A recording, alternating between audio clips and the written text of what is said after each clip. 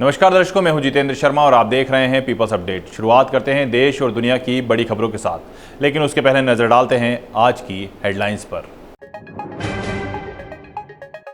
पाकिस्तान के रक्षा मंत्री ख्वाजा आसिफ ने पूर्वजों को बताया हिंदू, पाकिस्तान में इतिहास पर नई बहस शुरू। महिलाओं को 33% टिकट देगी टीडीपी, नारा लोकेश का बड़ा चुनावी ऐलान। असम में यूसीसी लागू करने की तैयारी, बहुविवाह पर रोक, लिव इन के नए नियम।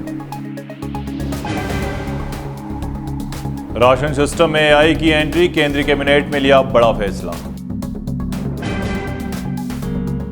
ट्विशा शर्मा केस में गिरिबाला सिंह की जमानत रद्द करने की मांग, सीबीआई ने समर्थ का लिया रिमांड। पाकिस्तान के रक्षा मंत्री ख्वाजा आसिफ के एक बयान ने देश में नई बहस छेड़ दी है। उन्होंने कहा है कि पाकिस्तान में लोगों को उनकी असली जड़ों से दूर किया गया है और बच्चों को सही इतिहास नहीं पढ़ाया जा रहा। ख्वाजा आसिफ ने कहा कि उनके पूर्वज हिंदू थे, लेकिन इससे उनकी पाकिस्तानी पहचान पर कोई असर नहीं पड़ता। उन्होंने दावा किया कि पाकिस्तान में लोगों को यह विश्वास दिलाया गया है कि उनकी जड़ें अरब देशों या ईरान से जुड़ी हैं। उन्होंने यह भी कहा कि इतिहास की किताबों से चंद्रगुप्त मौर्य और सम्राट अशोक जैसे शासकों को लगभग हटा दिया गया है। बयान के बाद पाकिस्तान में सियासी भूचाल मचा हुआ है और सोशल मीडिया पर बहस तेज हो गई है।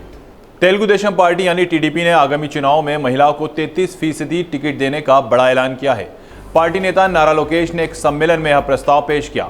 लोकेश ने कहा, महिलाओं को सिर्फ योजनाओं का लाभ लेने तक सीमित नहीं रहना चाहिए, बल्कि उन्हें फैसले लेने वाली भूमिका में आना चाहिए।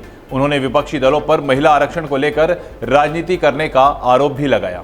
असम विधानसभा में भारी हंगामे के बीच यूसीसी बिल पास कर दिया गया है। मुख्यमंत्री हेमंत बिस्वा शर्मा ने इसे ऐतिहासिक फैसला बताया है। नए कानून के तहत बहुविवाह पर पूरी तरह रोक लगेगी। शादी और तलाक का रजिस्ट्रेशन अनिवार्य होगा। साथ ही लिव इन रिलेशन के लिए भी नए नियम लागू किए गए हैं। सरकार ने साफ किया है कि आदिवासी समुदायों को इस कानून के दायरे से बाहर रखा गया है।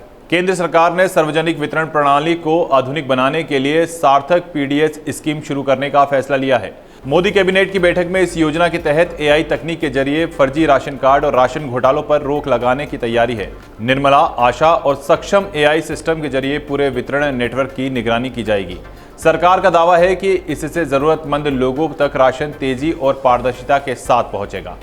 भोपाल के चर्चित ट्विशा शर्मा मौत मामले में जांच तेज हो गई है। सीबीआई ने हाईकोर्ट में कहा कि आरोपी सास गिरिबाला सिंह से हिरासत में पूछताछ जरूरी है, इसलिए उनकी जमानत रद्द की जाए। सरकारी वकील ने अदालत को पोस्टमार्टम रिपोर्ट से जुड़ी अहम जानकारी देते हुए बताया कि ट्विशा के शरीर पर कई चोटों के निशान मिले थे। सरकारी वकील के मुताबिक कुछ चोटें मौत से पहले लगी थीं और ये संघर्ष की ओर इशारा करती हैं। मामले में दहेज प्रताड़ना और मानसिक उत्पीड़न के आरोप भी लगाए गए हैं। फिलहाल सीबीआई ने आरोपी पति समर्थ को 29 मई तक रिमांड पर लिया है।